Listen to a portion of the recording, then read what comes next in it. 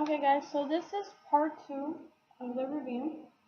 I'm going to do 3 more problems, only because I feel that the rest you can kind of understand by watching part 1 of the review.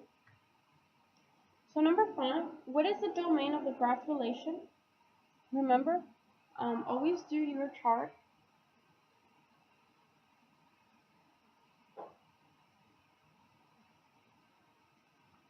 X and Y went to the doctor.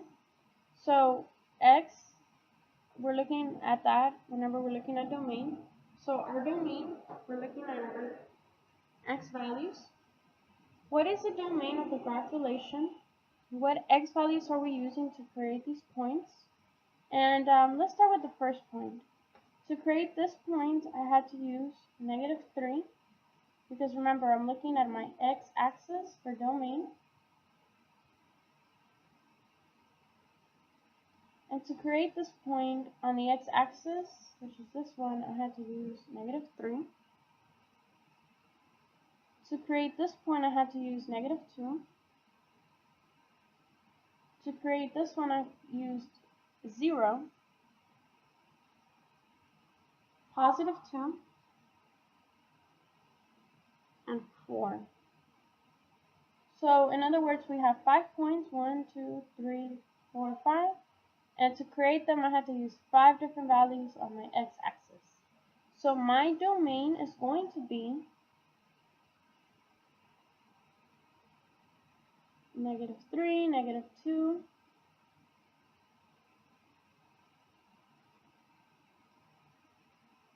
-0, 2, and 4. And so my answer is going to be A.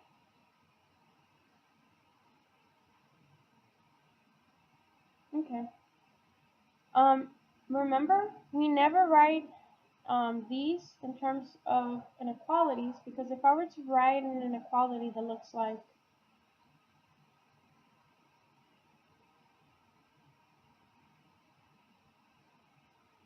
that, this would imply that I'm using all the numbers between -3 and +4, but I'm not. I'm not using -1, I'm not using 1, I'm not using 3. So this is wrong. You should, anytime you see points, you need to list out your domain. Number 6. What is the range of the function when the domain is? Now remember, x is domain. So I'm given the domain.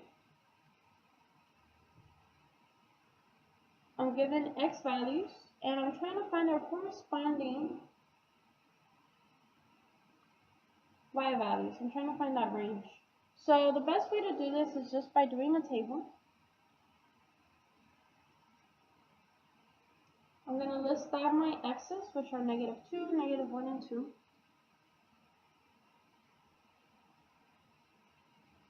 And to find the corresponding y values, I am going to cheat by using my calculator. I am going to go down y equals, and I'm going to type in 3x plus 2.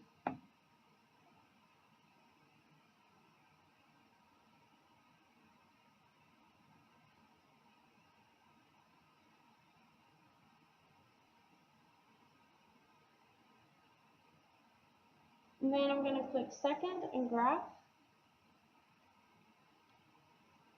And I'm looking at what is y when x is -2. And when x is -2, I see my y is -4.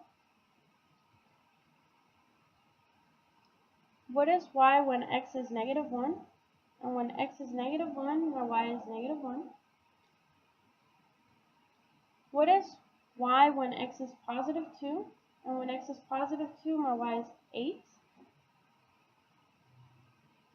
So I have that my range is -4, -1, and 8. So my answer is going to be C.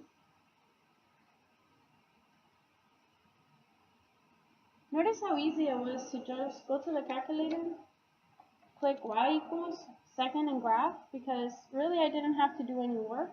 All I had to do was just find the values on my table. Okay. So then the last problem I'm going to work out is problem number 12.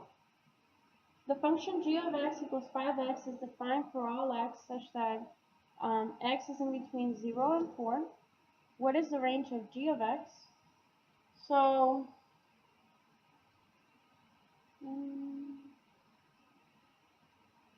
I'm going to start by creating a table.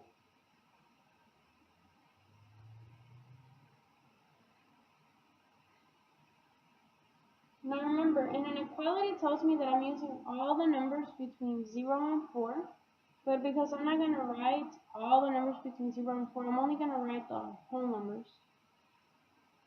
0, 1, 2, 3, and 4. Because yes, you do have a half between 2 or 3/4 and 1/8, but this is going to give us a pretty good idea of what the range is. So I'm going to go to my calculator, and I'm going to put in 5x and y equals. Remember, you press y equals, clear, and I'm going to put in 5x,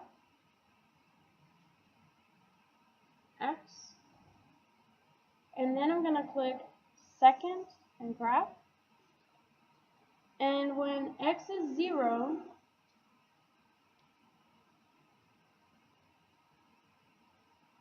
I get my y is 0.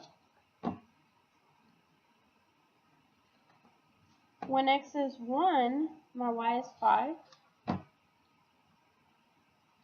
And then I have 10, 15, and 20.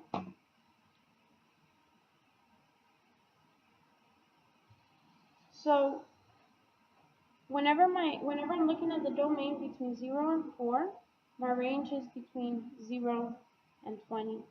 So the way I'm going to write this is 0 and 20, the y.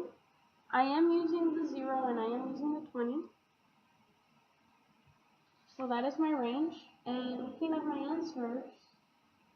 answer should be C.